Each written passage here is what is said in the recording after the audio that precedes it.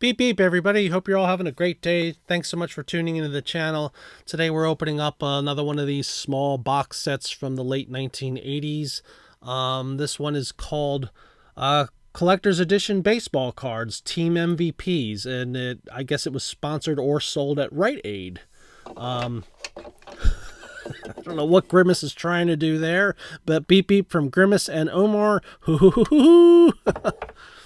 And there's our resident gnome, Nathan. Boop, boop, boop. And I bought this at an antique mall. Purchased it for $3. I believe I bought this at Big Valley Antiques in Reedsville, Pennsylvania. And I think it was on the second floor, but I'm not entirely sure. But I think that's where I got it. This was produced by Topps Ireland. They had a factory in Ireland that was producing cards. And here's the checklist on the back. 33 cards. I guess this features the best players of each team, maybe, or something like that. We'll see. Let's open it up and see what kind of condition they're in. Hopefully they have survived their trip into my hands from that far back. I'll try to be careful to get these out. It's kind of not giving me enough room there. Oh boy. I don't want to destroy the box because there aren't very many of these out there. Alright, we'll try. Alright, it gave a little bit. We'll try to pull off the front of it. Okay. It's like surgery. There we go. Alrighty. So this is what these cards look like. I've never seen these before, to be honest. They are glossy, and they look like they've made it through all that time. 36 years ago. They made it to my hands and still in good shape. This is what the backs of them look like. It looks like there's a little bit of edging on the blue border on this Dale Murphy card, but otherwise, I can't complain. So Dale Murphy starts us off. Andre Dawson. Eric Davis. Mike Scott. Wow. Too bad he had the injuries he had, because he was really rolling along as a great starter there in the 80s. Pedro Guerrero. Tim Raines, now in the Hall of Fame. Darryl Strawberry. Hall of Famer Mike Schmidt. Mike Dunn, now that's a name I don't remember too well. Had a pretty good season in 1987, 13 and 6.303. Not sure what happened to him in the years following that. Jack Clark. Tony Gwynn, Hall of Famer. Will Clark, I'm hoping he'll be in the Hall someday. I guess if he had played longer, maybe he would have. Hall of Famer Cal Ripken. Hall of Famer Wade Boggs. Wally Joyner. Hall of Famer Harold Baines. Joe Carter. Hall of Famer Alan Trammell. Kevin Seitzer. Hall of Famer Paul Molitor. Hall of Famer Kirby Puckett.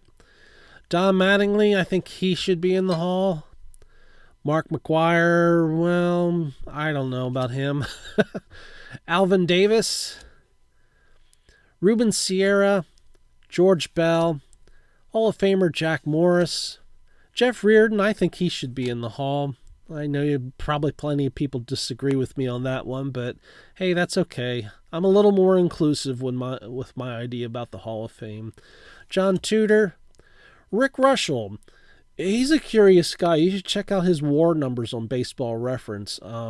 He unfortunately played with a lot of losing teams, but he did put up some decent numbers, just not in the one-loss category. Gary Gaetti, Jeffrey Leonard, and Frank Viola finishes off this box. That one doesn't look like it has maybe a little bit of corner issue going on there, but he was the last card in the box. So that is likely to happen with these flimsy little boxes. And Rite-Aid Collector's Edition Baseball Cards Team MVPs. So pretty cool. I've never seen these before. I'm glad I got this. If you find these at antique malls for prices like between $2 and $5, that's probably about what they might be worth. Although if you shop for these on eBay, what you'll find is people selling them at $5 with $10 shipping, or they'll be selling them for $15 with free shipping. So I don't know. Depends on which arrangement of numbers you fancy. I don't think that's the best deal to get them on eBay. I think if you can find somebody that has like 10 different ones and they're offering a good deal on them, you'll still probably have to pay like $10 shipping, but you probably get a better deal that way. Buying these boxes individually on eBay is kind of pricey, and I don't know where else you can get them, but I do find them in antique malls. They don't show up very often, and they rarely show up at a price of like $3. There's a gentleman up on the second floor of Big Valley that sometimes sells these, and his prices are pretty decent. And there's another seller at Duncansville Antique Depot, which is just outside of Altoona, Pennsylvania, where I've gotten some good deals on some of these box sets that were priced around $2 to $5, I think. Other antique malls I've been to, these are priced more in the $10 to $20 range. Which I think is a bit high for them. I don't know what kind of production run these cards had.